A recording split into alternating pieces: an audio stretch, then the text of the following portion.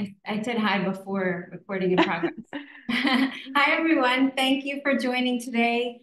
Um, Happy to be drawing my coffee with you a little later than coffee time, at least here in the US, or sorry, on the East Coast. I guess that depends how much coffee you drink during the day, but I draw my coffee all the time. So I was going to do this all from my memory and imagination, but we do have two reference photos that we're gonna put in the chat that I will be using loosely as reference. So you can pull them out of the chat onto your desktop, hopefully, or save them to your camera roll. So yeah, I'm going a little out of order. I'm in Brooklyn. I'm in my studio, and I have written books. Most of you, I think, know me. I never know on the Michael's class how many people are from my following or from Michael's. But if you don't know me, I draw and teach about drawing, and my subject matter is everything and anything that I do and experience in my world and in my time in New York and when my travels and everything I do and eat and see. And I write books about my practice called, first book is called Draw Your Day. And then I wrote Draw Your World, then followed by Draw Your Day for Kids. And now I'm working on a fourth book called Draw Your Adventures that will come out in 2025. So I've been working with Derwent for a really long time. I love the Derwent Inktense paints. They're primarily what I use. So the supply list was pretty simple for this class. And I do have a pencil, the Derwent water brushes, and the Derwent Inktense paints. But if you can follow along with anything that you have. So now if we can focus on my desk. There we go. Great. So I'm going to start, and feel free to ask questions. There will be some gaps in my talking when I'm just working, and I will be happy to answer some questions. Okay, so I think we'll start with the sort of diner coffee cup that doesn't have any foam art, but is more of a classic cup of coffee. And I just want to turn my overhead light on and see if it brightens it a little bit. I think it does. Okay. I get a lot of sunlight from the window, but sometimes it's better when I turn my overhead on. Okay, so the first thing that we're going to talk about is ellipses and forming the cup. We drink out of circular, what's the word? Vehicles, what's the word I'm thinking of? Cups. Vessel. Vessel, thank you. Oh, couldn't think of that word. So we drink out of round vessels, and if you look from above, it's a perfect circle. But a lot of the time when we're drawing, we see that top circle in perspective. So I often, when I'm teaching drawing, I talk about how important ellipses are and how often we find them in the world and how often they come into play when we're drawing. And the coffee cup is the perfect opportunity to practice your ellipses. So I've done like a few here, just a quick practice. But it's a good idea, and I just will use this as a quick sketch, like a play space. It doesn't matter. I mean, I always say that when I'm teaching people about ellipses, it's kind of like balance, and sometimes you have to go around a few times to find your correct ellipse. And often I see people who draw an ellipse with sort of pointed sides. That's actually not accurate. That's actually, I mean, if you're drawing, you can draw it however you want. I'm a big proponent of drawing in any quirky style that you want. But what's actually happening in space is that these sides are more round. So if we're going to draw accurately to what's happening, then we want those sides to be more round. And you know, sometimes it's just you're off, sometimes you're on. I can draw a pretty good circle, but I usually have to go around a few times. So we're just gonna, you know, just sort of warm up there. So I did a few. Now, if I look at my reference of the coffee cup on the table, we see we're seeing quite a lot of the top of it. So I'm just going to go around a few times and kind of create that first ellipse. And it's not perfect, but that's fine. What is important to understand is that all of the other ellipses that are happening are basically going to follow the same arc. So if you have a pencil and you're drawing with a pencil, nice thing is an eraser, you can sketch, you can plan your drawing. We don't actually see the bottom of this ellipse. It's hidden. But if you draw the whole thing, then it's easier to get that accuracy. So then the bottom is kind of bulbous and the sides kind of come down. They're like a little bit round. I'm doing this very lightly. And then the bottom is also going to follow maybe even more extreme, depending on the angle that we're looking, a similar shape. So this arc here is going to be echoed at the bottom.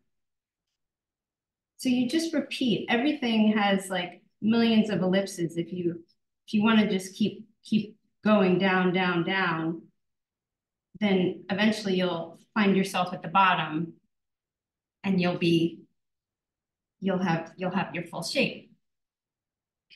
So then you have little things like the handle, and I'm just gonna, actually the handle on our reference is on this side. Sorry about that. So I'm just gonna quickly draw it. It's not,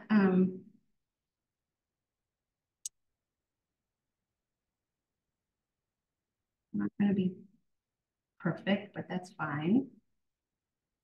I don't want anyone to feel like they have to be perfect here. What the idea is to really understand what's happening with these ellipses, because that's going to be really important, how you want to draw those as you're drawing your coffee. The saucer that it's sitting on, I'm not even going to draw. We're going to leave this because I want to have enough time to paint it and move on to the next one. So the rough sketch, lots of ellipses, and then I've got two fine liners here. These were one of the tools that we had listed, and I'm actually going to be using this one, the 0.2, a little bit of a thinner point. And I'm just going to go around the outside. And when I do this, I'm really light about it because I kind of shake. Sometimes I've had too much coffee and my hand is shaking for various reasons, kind of like the balance of your ellipses and how straight your lines are. I don't have the steadiest hand. So I kind of do my ink in like little bits, just that's like the style that I've kind of gotten used to. It works for me, so that I don't have to be perfect.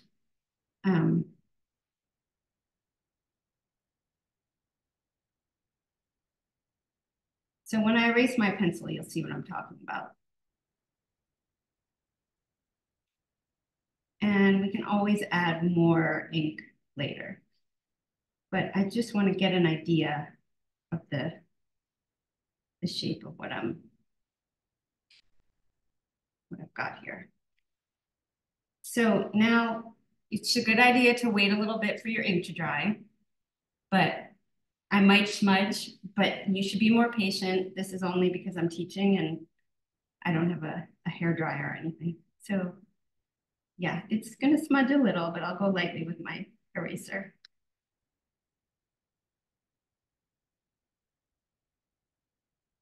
So I don't always erase all the pencil, but I definitely want to erase any of those lines that aren't there, that were just there for the sketch process. Okay, now it's very subtle what is happening with the color on this coffee cup. But one thing I always tell people is it's a white coffee cup and the reference is white, but the only places if you squint your eyes that are actually white are those highlights. So there's very little places on this image that is actually white, and they're just little kind of highlights on the edge of the cup here. There's one on the handle here. If you look at the reference, there's one that's actually on the plate underneath. That's underneath the spoon. That's very white. So, but we're not drawing that part. But so there, even though it's a white cup, there's going to be tone painted pretty much all over the whole thing. I'm just using a little bit of the black.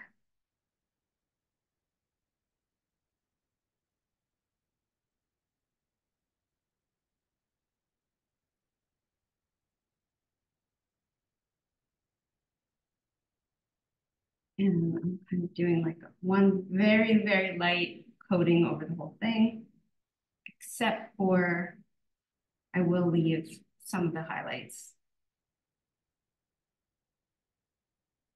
And then as I go, I'm just going to build more layers of dark.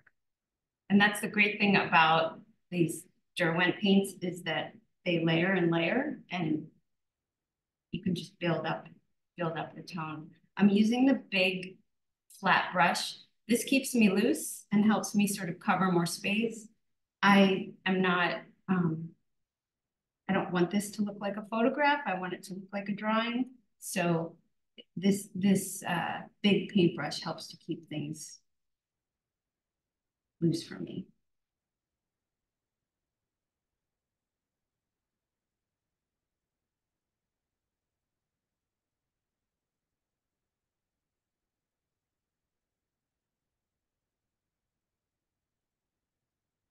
I'm just adding a little bit more tone, but then I'm going to go in, switch my color in a second.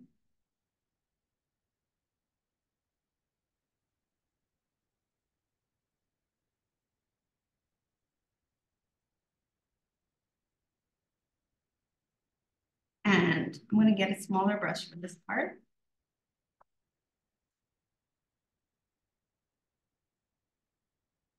If you look at the reference, there are 2 or 3 shapes.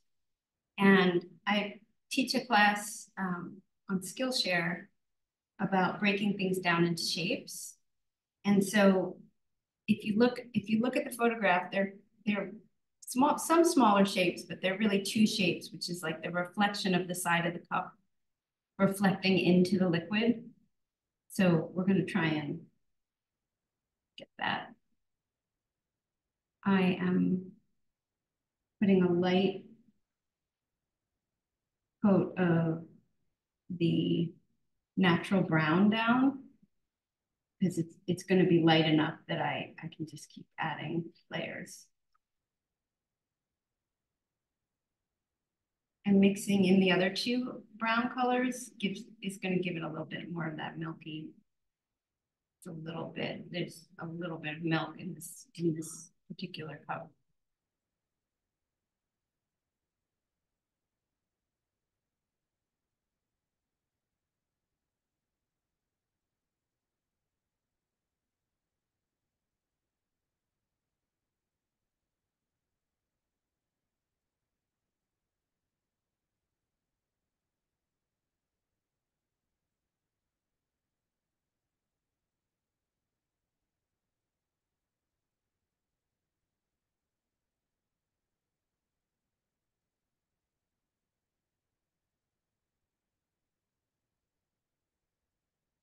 Are there any questions I can answer while I'm adding layers?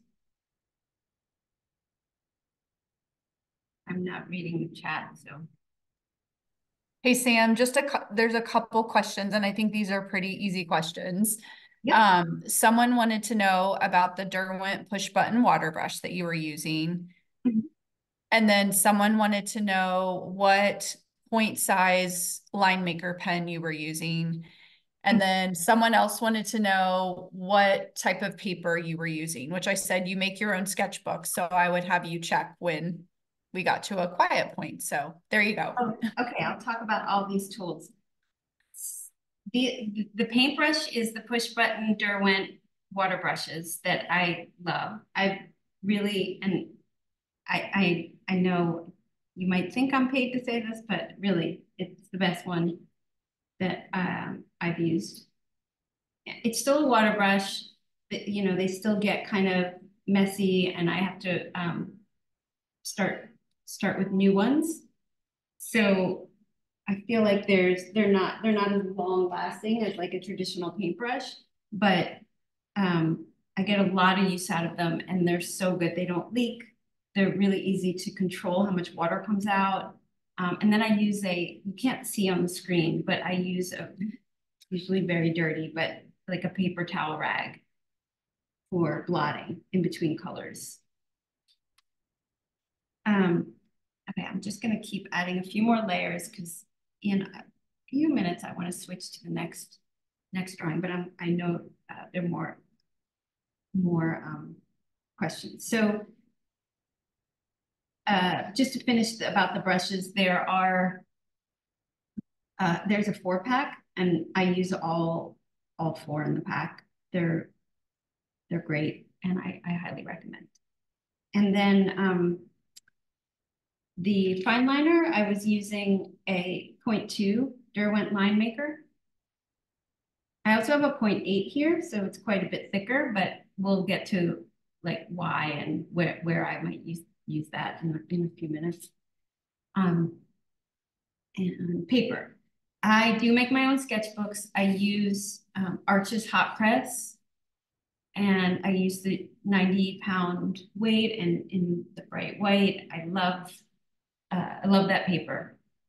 But whenever I'm not using, and I'm using like a teaching book, or whenever I'm not using that, I use these um, handbook journals.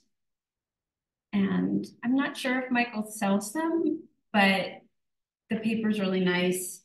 It's not considered hot press. It does have a little bit of a tooth to it, like more like a cold press, but it's very smooth for cold press. And I use them when I teach retreats, and I always recommend them. And I haven't heard anybody complain about the paper. You can use all different kinds of materials on the paper, and yeah. So that's I think I answered all 3 questions. So I'm taking a little bit of the burnt yellow ochre color, and I'm kind of covering it the whole. It's the beautiful thing about this paint is how it layers. It's just so nice. Now I'm going to go back into the cup a little bit more, just add a little bit more shading, but I'm just being very light about it and not um, super worried about being perfect. Just getting an idea. And sometimes if you were to paint the background or put this coffee cup into a setting, it's nice to add some of those white highlights back in, and you can use paint pen for that, a gel pen, or some white ink.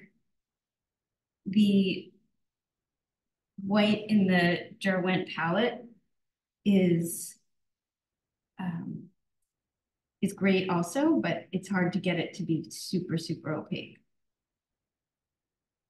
It's like, I would say 70%.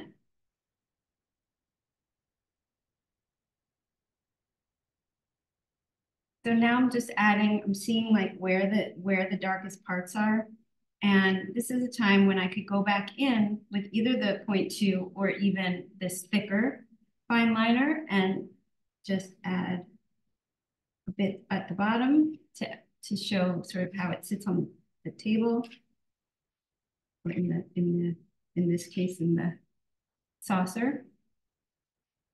And just at like these little points, I'm just adding a tiny bit of dark.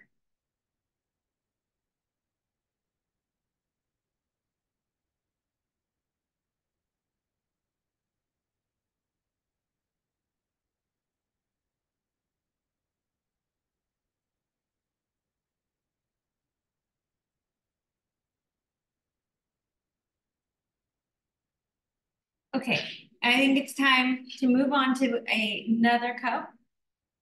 I can come back to this and add more layers. It's a good idea to let it dry and look at it in a bit and come back to it. So I'm going to take my pencil and second reference photo. Oh, and it's nice when you're drawing, just as a little side note, there's some things in the image that, like, if you are drawing a moment of your day and you do want to, if you're working in a journal or a sketchbook where you might want to write a little bit or add like a little bit more, it's fun to, you know, just play around and like there's a little sugar packet. You can add that, or even little, you know, coffee beans. I mean, you can play around with all sorts of fun little added elements to sort of add like a playfulness to your. And I wrote today about drawing paper on my Substack. Oh, did I lose the focus?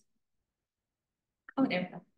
And I love adding little bits of like the things that you wouldn't think are the most important, but like a little fun added element. But I don't want to spend too much time on that. We'll move on. So the next cup is a paper cup because at least for me in the city in New York, I do get a lot of paper cups. So I've drawn them so many times. And this is an opportunity for us to play with the foam art on the top of the coffee cup when you first get your coffee. So should I draw it on the same page? I think so. Okay, so I'm going to draw the next one. This one is actually be better if I remove that for now. Remember, if you work really lightly with your pencil, like I do, you can erase very easily. So this one is a little bit rounder. It's not a perfect circle, but it's almost. And if I'm drawing this circle like this, and then we're looking at it a little bit from above, and as things sort of go in the distance, you know, they get smaller as they go back into existence. So this is, it's getting smaller. We're seeing it in perspective, but the bottom of the cup is going to be an echo of the top. So, and then you just join the sides.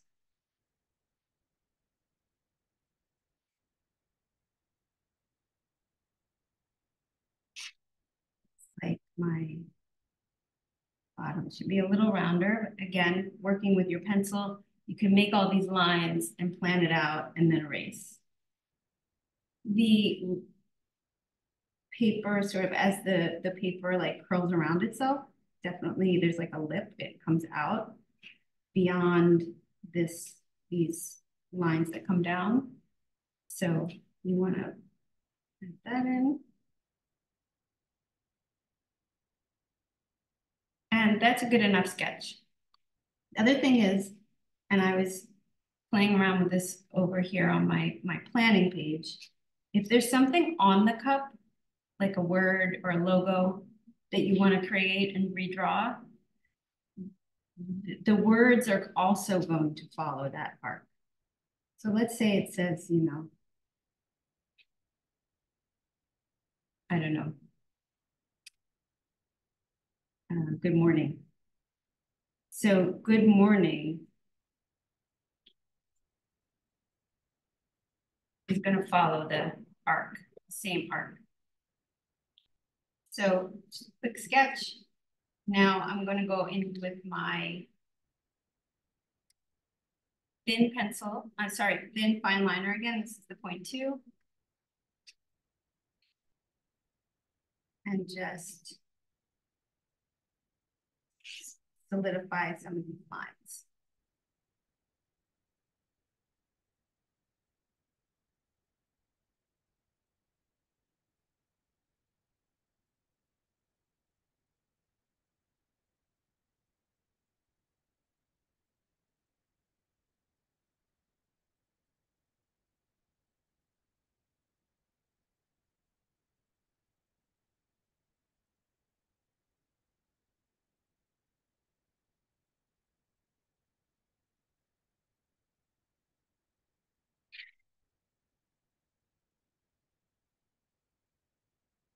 Now, remember that this can be as loose or as detailed as your style is. You don't have to draw to my degree of realism, or you can draw much more realistic. It's totally your call, but it's nice to know how these ellipses work. I'm going back to that so I see something, letting this ink dry a little. It's nice to know what's happening so that even if you want to break the rules and draw in your own style, at least you know what's, you know, how things are kind of working. So I'm going to leave some of my pencil lines here. I choose to do that in a lot of my work, but I'm just going to erase some of this just so you can see how that looks.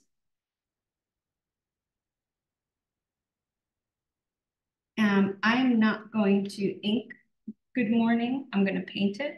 So that's why I'm kind of leaving that a little bit there. But I do know that once you add the paint over the pencil lines, it kind of, the pencil lines kind of get a little bit more permanent. It like solidifies them, the paint. So just gonna, I don't want all those lines to be there. So now the reference photo is yellow. So I can stick with a yellow theme, even though I'm changing what the cup has on it. And I'm just gonna, this one has really nice shadows as well. So we'll get to the shadows.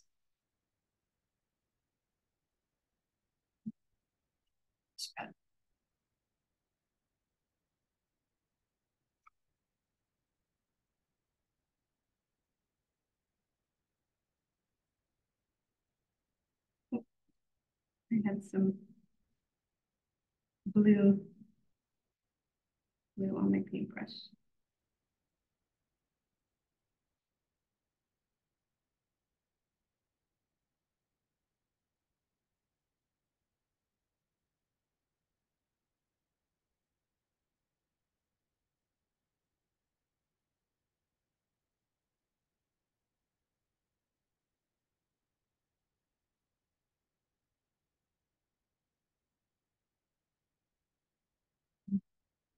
A little bit.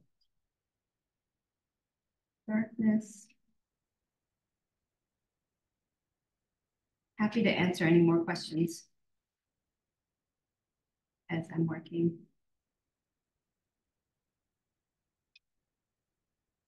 Anyone have any?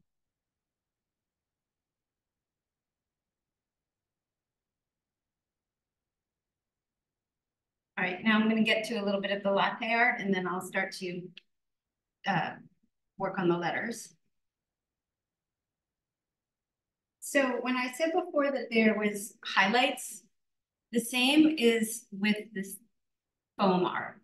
So the pattern that's at the top of the cup in the milk, the white I'm going to leave as negative space I'm actually just not going to paint that part. So I'm going to mix a little bit of a good coffee color using all three browns and just start. I haven't sketched it. I'm just going to go around the outside.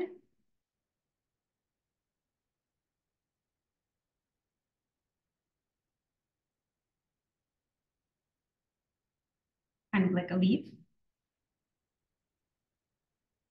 That's what actually they call it, baristas, leaf. Fill in the side space very lightly before I go in dark with darker tone to get more detail.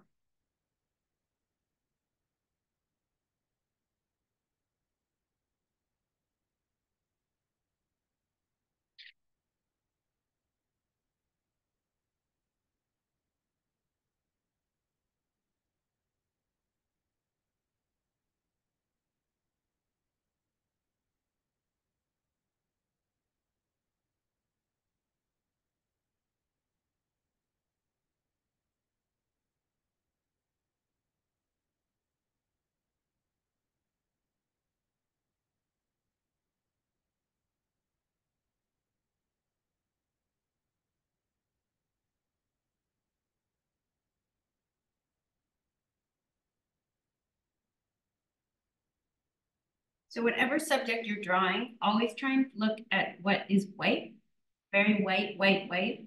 And then if you can, you want to leave the white of the page. You can always add back in white by using opaque color. And if you're using gouache, you know, these rules kind of don't apply, although it's fun. It's a fun exercise anyway. But these paints are a little bit, you know, they're closer to watercolor and therefore they're not opaque. They can get pretty opaque the more you mix them and the more saturated and more kind of pigment you're using and less water. But see, and as I add tone, you'll see how rich and nice the color can get, but it's still not perfectly opaque.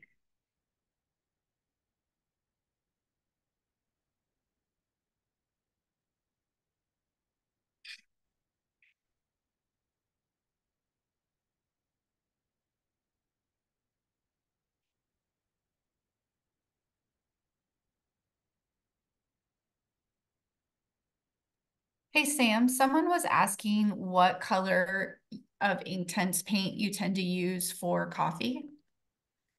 I tend to use the three browns, and they're great for all different types of coffee. So if it's a black coffee, I would just focus more on the natural brown and just keep it, you know, very, very dark and rich. And then, you know, the red ochre and the burnt yellow ochre, just sort of, I blend them all. The burnt yellow ochre gets a little bit more of that like yellowy kind of tone with as if it's like milkier. I use all three. They're great. They're very good coffee colors.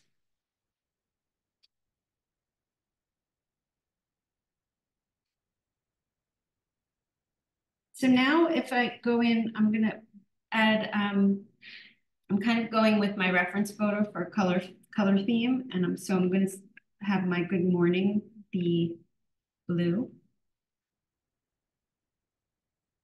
I'm not switching my brush, still using this brush, which is like a middle point. It's one of the mediums.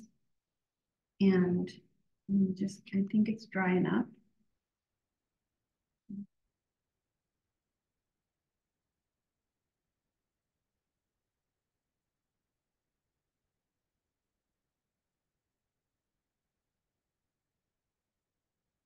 So I just followed my sketch, knowing that the words on the cup are going to be following that same arc. If I were to draw it straight, it would not be accurate. So I can add more paint. And Hey, Sam, there's a couple more questions in here. Someone asked, as you layer, how do you prevent hard edges from forming, especially if the previous layers have already dried?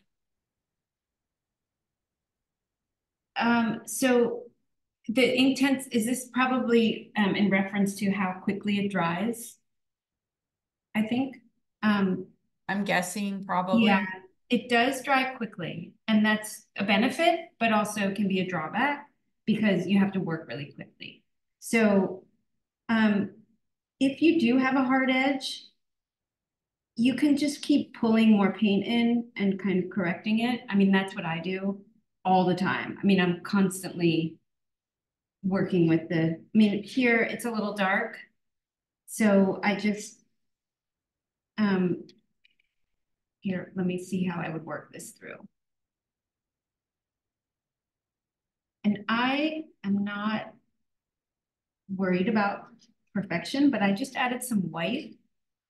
And I can just go over it with like a little bit of white. Can everybody see that? So there's always ways. And the nice thing about them being opaque and drying quickly, or more opaque, they're not perfectly opaque, and drying quickly is that you kind of fudge things and mess around and make things work. I mean, that's how all my drawings are. I have this sort of all constant play between like wanting things to be right, but then also wanting them to be loose. So it's like a hard balance of trying to balance those things. But you just play with it. If you're looking for like perfection, then you're gonna have to either really get to know the paints and really do a lot of test runs, really understand how they dry and what you're in plan, and but I don't. And as you saw before, like I got a little bit of blue in my yellow and it got a little messy, but it's just how I work. My paints look like this. I love that though, because that's how I keep myself loose and not getting worried about being perfect. If that helps. I don't know if that totally answers your question, but Oh, I think it definitely helps, Sam. And I think that's part of what I love about your process is that you're not hung up on it being perfect. And I think that's what makes your artwork beautiful, is that it's not about perfection. yeah, So thank you. It's taken me a long time to accept how I am with my work, and so now I'm well, I would say roughly. that actually leads me into my next question. Someone asked, how, sorry, let me see. Oh, can you talk about the transition in drawing the edge of the cup and the part below? And I think what they mean is on the top of the cup, like where you have the cup and then you have the coffee that's contained in it. I think they're just curious how you think about that transition. Hmm. You mean this transition, like what's in the cup to the out? I'm not sure I Yeah, understand. I think so. I think that's part of the question. Well, again, in a way, I'm kind of playing with negative space here. Um, so the pencil is a big part of my process, and what I'm kind of not showing implies there's like this rim. Um, and my first initial coloring is kind of, I mean, and a good analogy is like a coloring book. I mean, I just put some color down and fill the space, but I make sure that I'm going pretty light, like a wash of the paint rather than, you know, being more opaque about it, or more opaque with the paint. So there is more detail here.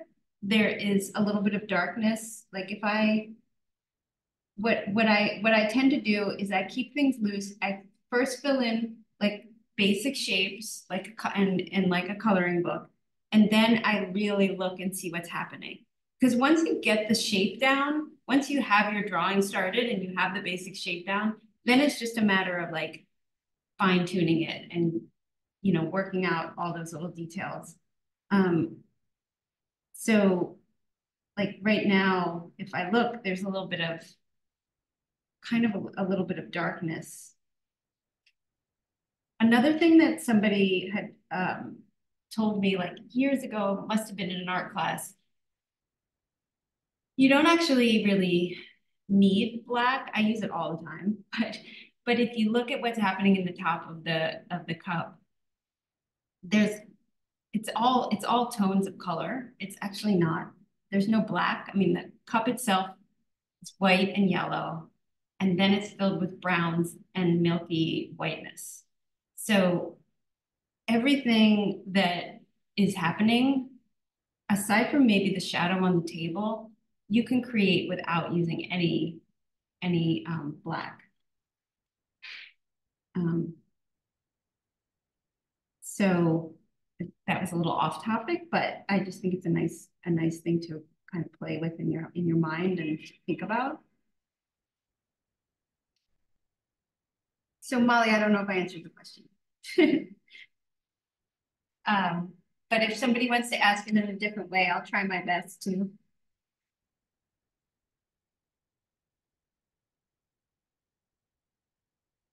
Can you guys hear that? Zoom does a very good job of masking out outside noise, but there's so much honking outside my studio right now. I think it finally stopped. Hopefully you didn't hear it. So right now I'm going in and I'm adding some more details. Just getting a little bit more in there of what's, you know, what I'm seeing. And, you know, just like any drawing, I mean, I could spend another hour on this obsessing, but at a certain point you decide when you want to stop.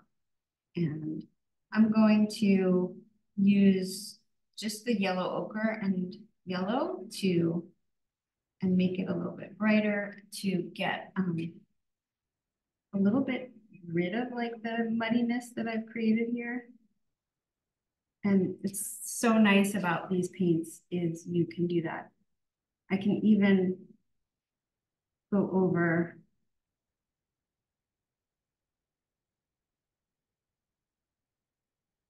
the good morning part, and the paint only moves a tiny bit.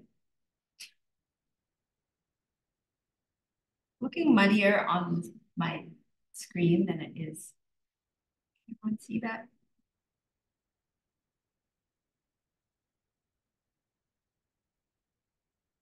Now what's also nice is this is on a wooden table. I'm gonna go in and it's the last thing I'm gonna do to this painting, but I'm going to get a really good light wash and show you how that negative space really kind of is, it's nice to play with.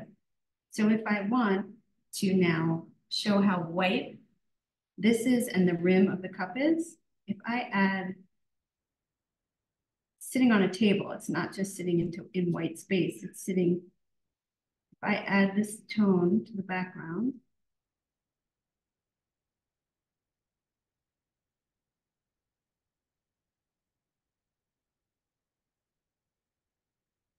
I'm working lightly. Sometimes when it's light, you do get those marks because it dries quickly, and you can, but I kind of have that work in my favor. I don't mind having those brush strokes, so I'm going right over the shadow.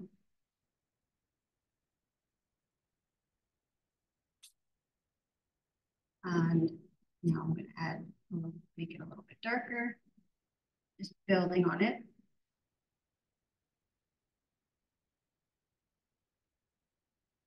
And just like my coffee cup, there's wood grain in the table that it's sitting on. So if I can let this dry,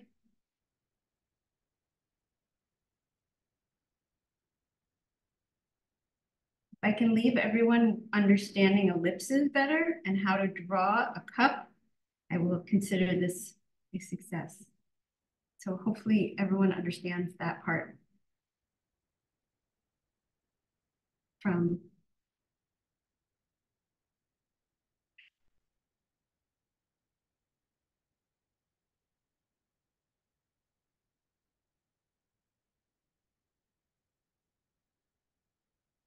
okay.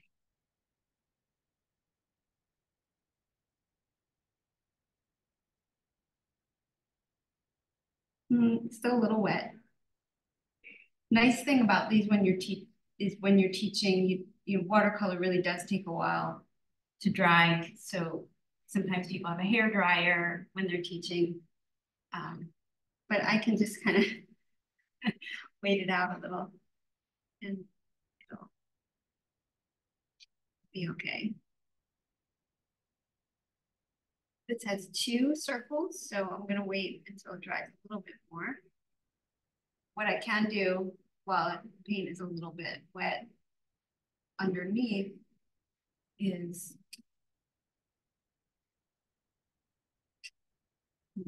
very lightly add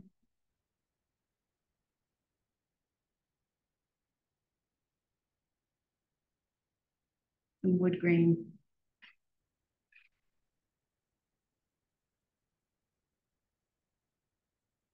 Now, obviously, if the paint were perfectly dry, I could get more detail in.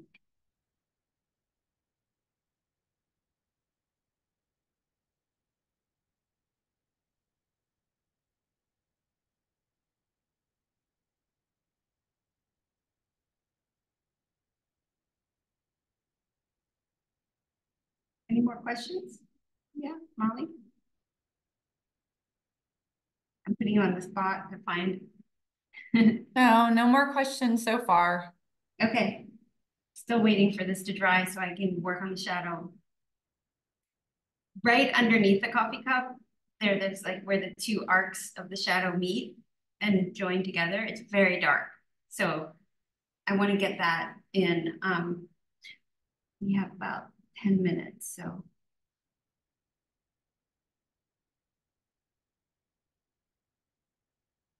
What I can do is add a little bit more with my pen.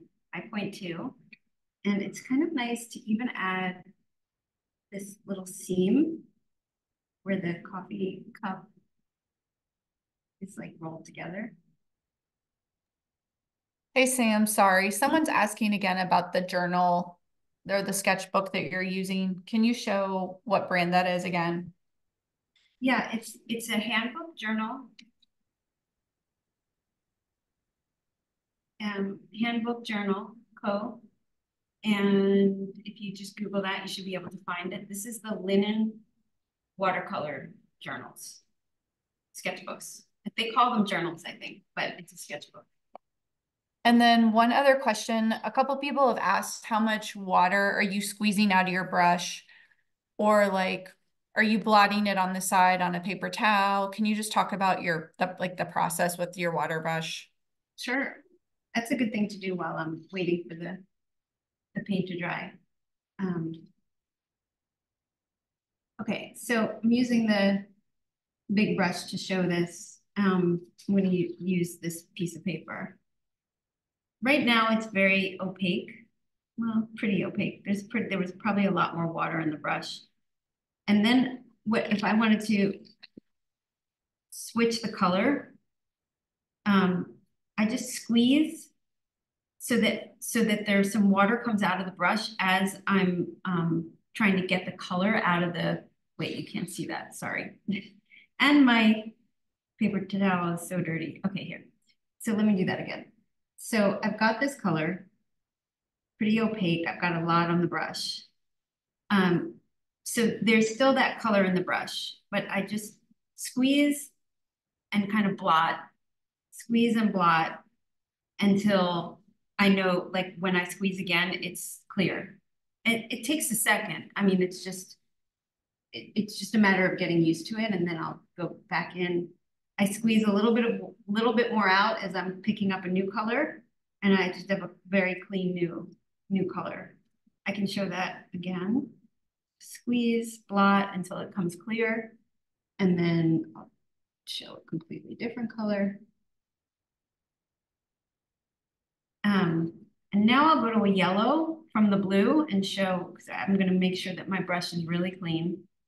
And if I go to a yellow, it should be, although the palette itself is messy because that's how I am. But now I'm in yellow. So it's just like a back and forth and knowing like, okay, you just got to get all that pigment out of the bristles by squeezing water and blotting. That's how I do it. All right, now I think we're dry. Much more dry. Okay, now I'm going to go back in. I'm really just using these two brushes today.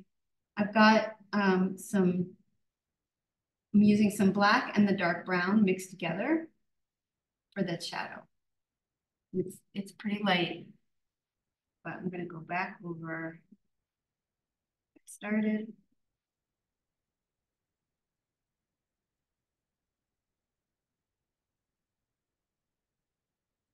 And then same thing again to add.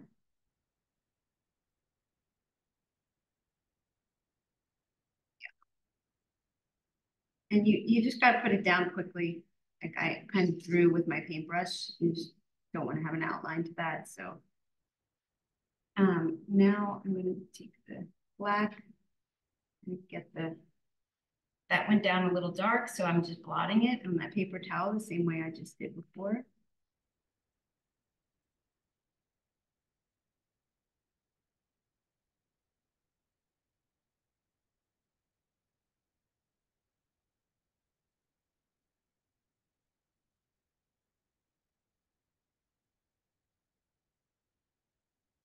And now as you know, that's just what I love about these paints is the more I do this, the more I go over it, the more layers I add, the richer and just more beautiful the piece comes. But the process is very similar to watercolor.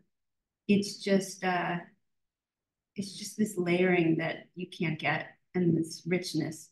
So the color does get more opaque the more layers you put down. And it's just really unique. It's not like traditional watercolor. So I can go back in to make sure I'm not too heavy with and just add like more of this wood grain, which kind of echoes the pattern in the coffee foam. Just getting more of that wood grain. I think I taught another class on wood grain with Derwent, wasn't it? Wasn't it? Yes, it was. It was one of the paid ones that we did. That was a good class. But that's a whole other class, so I won't continue with the wood grain. So I'm just gonna add a little bit more. Show you. The more you get used to the layering, the more your piece will come to life. And I'm just adding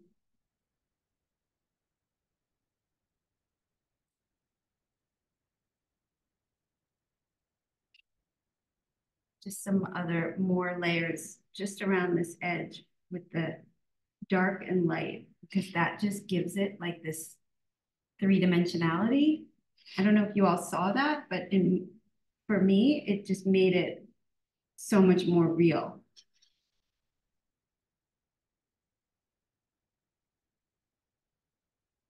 And I did that by adding a lot of white. So right at the end, it's not perfectly opaque. It has a little tiny bit of the yellow in it, but it looks very milky. I don't know if you can see. I know that my palette is a mess, but just adding that like milky white really makes this look real.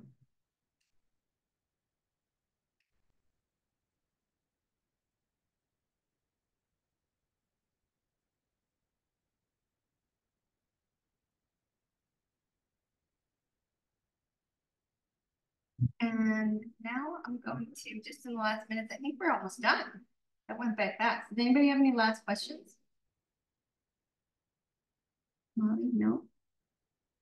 I'm just adding, if you can see like a layer of shadow on the side and just blending.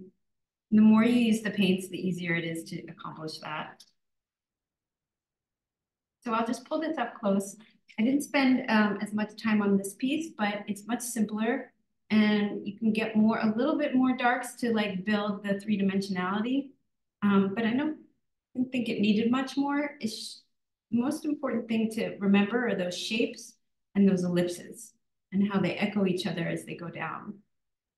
Hey Sam, it's Molly. A couple people were asking about the saucer and whether or not you were going to draw it. And if there's any confusion here, you guys, I'm really sorry. Sam said at the beginning of the class she wasn't going to do it just to help save some time. But I would encourage you to look at some of her books, just where she talks about a lot of shapes and drawings, and hopefully that can help. We were just trying to cover as much as we could in the class. Yeah, sorry, I didn't draw the saucer and the spoon in the first drawing. I could have spent the whole hour on that piece. So I just kept it to the coffee cup. We only have an hour on these, and really wanted to do latte art, a paper cup, and regular coffee and a regular cup. So it was a lot to try and get in. So yeah, it's very hard to get everything in one class. But I encourage you to, like Molly said, my books, my Substack, you can join as a paid subscriber. It's not very much money at all. I think well worth it. And I do a lot of sessions with people and with my members, and we almost always use the Derwent paints. And so, yeah, I think a bunch of my subscribers are here today. Hello. So yeah, my drawings are not the quickest, so I just try and get as much in as I can. So if I had also tried to draw the pattern of the Brooklyn roasting cup, which is in that photo, that would have just taken too long too. That's why I changed it to Good Morning. So there's some artistic license. You don't always have to follow your reference photos 100%. So I guess, that's it. If anybody has any more questions, I'm happy to stay for another minute. I have not been, oh, everyone's saying thank you. Okay. Yeah, you're welcome. Yeah, I wish I could have like a private with everyone and just like sit and play together. But it's hard to get it all in. So you're welcome. Okay, I'm getting lots of thanks. So I think that we're good. You all know how to reach me. Instagram, @Baker Design, or on my email, which you can just go to my website or just Google me, my name, Samantha Dion Baker, and you'll find my website and everything's there. So